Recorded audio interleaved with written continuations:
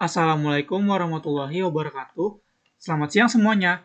Perkenalkan, kami dari kelompok 1 yang terdiri dari saya, Rafli Indra Kusuma, dan teman saya, Suci Pasca Ramadhani, yang akan menjelaskan mengenai rencana pembangunan jangka panjang nasional dan kesehatan.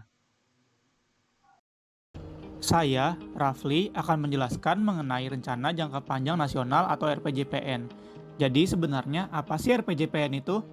Rencana Pembangunan Jangka Panjang Nasional atau RPJPN adalah panduan strategis yang ditetapkan oleh pemerintah negara untuk mengarahkan arah pembangunan nasional dalam jangka panjang, biasanya dalam rentang waktu 20-25 tahun. Rencana Pembangunan Jangka Panjang Nasional biasanya mencakup sejumlah poin penting yang ditujukan untuk meningkatkan pembangunan ekonomi, sosial, dan lingkungan agar kesejahteraan masyarakat dapat terpenuhi secara menyeluruh. Rencana Pembangunan Jangka Panjang Nasional menjadi acuan dalam penyusunan Rencana Pembangunan Jangka Panjang Daerah yang memuat visi, misi, dan arah pembangunan jangka panjang daerah.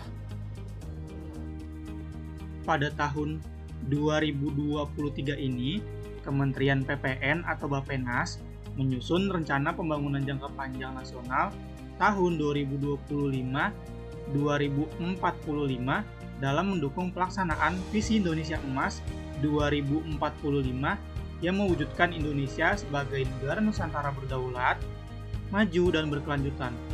Penentuan visi tersebut bergantung pada berbagai faktor, seperti ketahanan sumber daya fundamental Indonesia yang meliputi kependudukan, modal manusia, modal sosial budaya, kekayaan alam, kekuatan maritim, perkembangan megatrend global, dan pencapaian pembangunan yang dicapai pada periode sebelumnya. Adapun misi dalam RPJPN tahun 2025-2045 diantaranya, yang pertama, mewujudkan transformasi sosial, yang kedua, mewujudkan transformasi ekonomi, yang ketiga, mewujudkan transformasi tata kelola, yang keempat, memantapkan supremasi hukum, stabilitas, dan kepemimpinan Indonesia, yang kelima, memantapkan ketahanan sosial budaya dan ekologi, yang keenam, mewujudkan pembangunan kewilayahan yang merata dan berkeadilan, yang ketujuh, mewujudkan sarana dan prasarana yang berkualitas dan ramah lingkungan, dan yang terakhir, mewujudkan kesinambungan pembangunan. Pelaksanaan visi dan misi ini dilaksanakan secara bertahap, mulai dari tahap pertama, yaitu perkuatan fondasi transformasi yang dilaksanakan pada tahun 2025-2029. Pada tahap ini, pemerintah akan berfokus untuk memenuhi pelayanan dasar kesehatan, pendidikan, dan perlindungan sosial, penguatan riset inovasi, dan produktivitas tenaga kerja, serta penguatan lembaga pemerintah dan pelayanan publik berbasis teknologi informasi.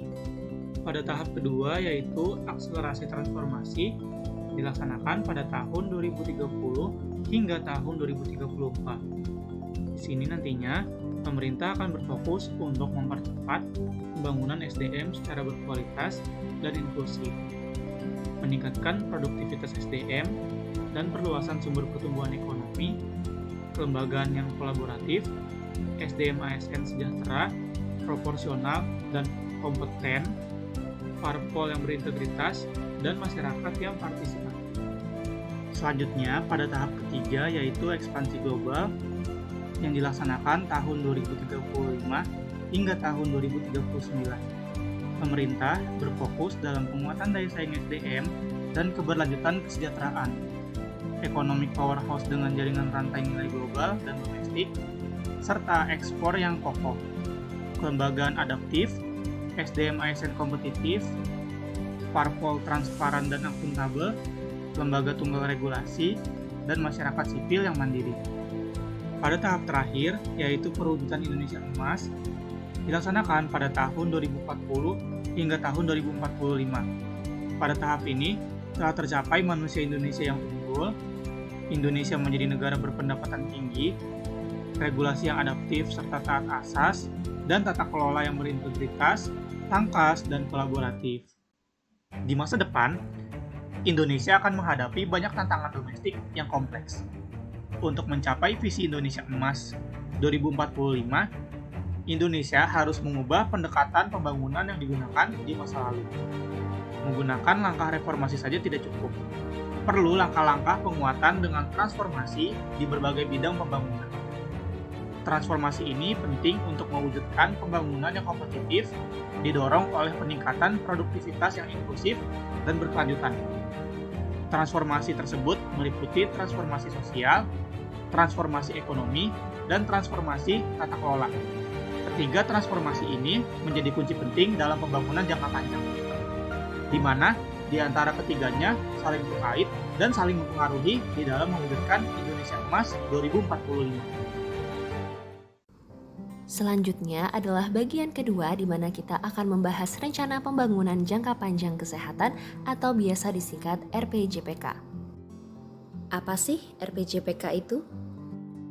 RPJPK adalah Rencana Pembangunan Nasional di bidang kesehatan yang merupakan penjabaran dari Rencana Pembangunan Jangka Panjang Nasional atau RPJPN dalam bentuk dasar, visi, misi, arah, dan kebutuhan sumber daya pembangunan nasional di bidang kesehatan untuk masa 20 tahun ke depan dalam kurun waktu tertentu seperti 2005 sampai 2025 dan 2025 sampai 2045.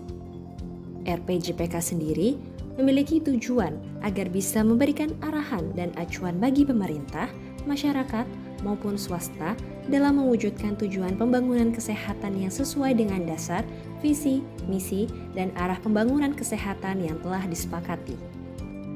RPJPK memiliki 3 landasan yang terdiri dari landasan ideal, landasan konstitusional, dan landasan operasional.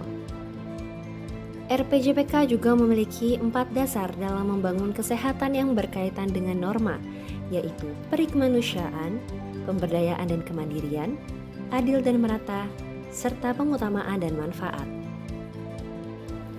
Tujuan dari pembangunan kesehatan menuju Indonesia Sehat 2025 adalah meningkatnya kesadaran, kemauan, dan kemampuan hidup sehat bagi setiap orang agar peningkatan derajat kesehatan masyarakat yang setinggi-tingginya dapat terwujud.